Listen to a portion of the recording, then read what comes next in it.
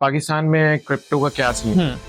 पाकिस्तान में तो इसकी कोई रेगुलेशन है नहीं और कोई फ्यूचर में भी होने वाली नहीं है, तो नहीं लगते। हाँ, उसकी वजह है कि ये IMF का पाकिस्तान के ऊपर एक बड़ा वो है, एहसान है और कंटिन्यूअस वो है, इन्फ्लुएंस भी है पाकिस्तान की पूरी इकोनॉमिक पॉलिसी में पूरा इन्फ्लुएंस है, तो जाहिर है उसी का पार्ट है क्रिप्टो भी।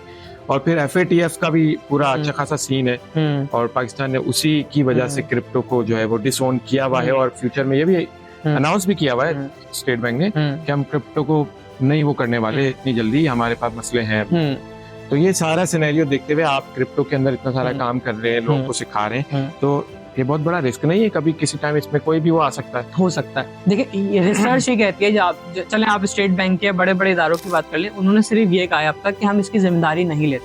मतलब उन्होंने ये नहीं कहा कि भाई आप करेंगे तो हम आपको पकड़ के ले जाएंगे, ये नहीं कहा। ये उन्होंने ये नहीं कहा। पाकिस्तान में कभी भी किसी इदारे ने ये नहीं कहा कि ये इलीगल है, या फिर अभी भी आप आज भी देखें 2024 में तो आप नहीं, जो चीज रेगुलेट नहीं है वो तो लीगल भी नहीं है ना। रेगुलेट नहीं है तो लीगल नहीं है, लीगल नहीं तो अगर एक चीज रेगुलेट नहीं है इसका मतलब वो चीज इलीगल नहीं है।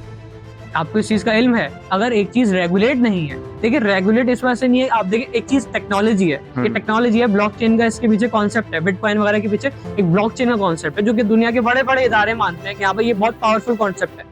सही है, तो जब आपको पावरफुल कॉन्सेप्ट का पता है कि भाई ये टेक्नोलॉजी है, ये आई ही कब है 2008 में या 2009 के दरमियान। सही, मतलब इसको आए हुए 15-20 साल भी नहीं हुए, तकरीबन आप कह रहे हैं 12-13 ज्यादा साल हुए। इस वजह से आप कहते हैं कि हम इस पे रिसर्च कर रहे हैं, बड़े बड़े इदारे कहते हैं कि भाई रिसर्च चल रही है, हम बताएंगे कि ये हराम है हलाल, वो अपना पॉइंट ऑफ व्यू शेयर करते हैं। जितना मेरी अंडरस्टैंडिंग है, पाकिस्तान ने क्रिप्टो को खास तौर पे इसलिए डिसओन किया हुआ है कंटिन्यूअसली कि इसको सबसे ज्यादा प्रॉब्लम है मनी लॉन्ड्रिंग का, सही, AML, एंटी मनी लॉन्ड्रिंग का एक।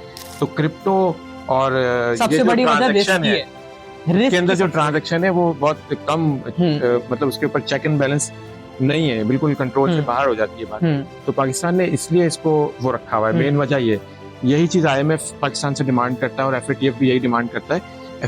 बल्कि FATF से पाकिस्तान जब ग्रे लिस्ट से निकला था तो उसकी सबसे बड़ा रीजन ही क्रिप्टो था। पाकिस्तान को क्रिप्टो को डिसओन करना पड़ेगा क्योंकि IMF का मनी लॉन्ड्रिंग का जो सबसे बड़ा दरवाजा है वो यहाँ से खुलता है। तो जैसे ही इसको डिसओन किया तो पाकिस्तान ग्रे लिस्ट से निकल के आ गया। तो दैट्स व्हाई द रीजन मैं समझता हूँ। और इसके अंदर फर्दर क्या अपडेट है, जैसे कि आप पढ़ा रहे हैं, आप इसको बहुत ज्यादा इन्फ्लुएंस करते हैं, पाकिस्तान में रहते हुए फ्यूचर है या ये ऐसे ही चलेगा? नहीं, पाकिस्तान में रहते हुए फ्यूचर है। मैं आपसे ये देखा 2008 में या 2009 में एक टेक्नोलॉजी इंट्रोड्यूस करवाई गई है, सही है। जब वो टेक्नोलॉजी ही 2008 में 2009 में इंट्रोड्यूस करवाई गई है, जिसको पता है कि पूरी दुनिया में, भाई दुनिया के बड़े बड़े इदारे, आप RBI हो गया, दुनिया के बड़े बड़े इदारे खुद कहते हैं कि ये बहुत पावरफुल टेक्नोलॉजी है।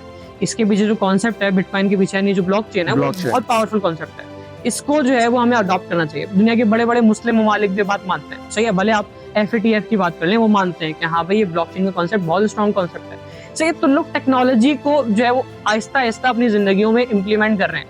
बहुत सारे ममालिक हैं जो इकोनॉमी को कंट्रोल करने के लिए या इकोनॉमी को बैलेंस करने के लिए क्रिप्टो करेंसी को जो है वो यूज कर रहे हैं, इस्तेमाल कर रहे हैं। मनी लॉन्ड्रिंग का ये कॉन्सेप्ट आता है कि देखिए हर चीज से एक तरीका होता है इस्तेमाल करने का। अगर आप उसको गलत तरीके से इस्तेमाल कर रहे हैं तो इसका मतलब ये नहीं है कि वो टेक्नोलॉजी खराब हो, सही। अगर आप कोई मनी लॉन्ड्रिंग कर रहे हैं क्रिप्टो करेंसी या ब्लॉकचेन की कॉन्सेप्ट को इस्तेमाल करके या ब्लॉकचेन को इस्तेमाल करके, तो आप ये नहीं कह सकते कि ये जो कसूर है वो जो है वो ब्लॉकचेन का, वो कसूर जो है वो क्रिप्टो करेंसी का, सही है।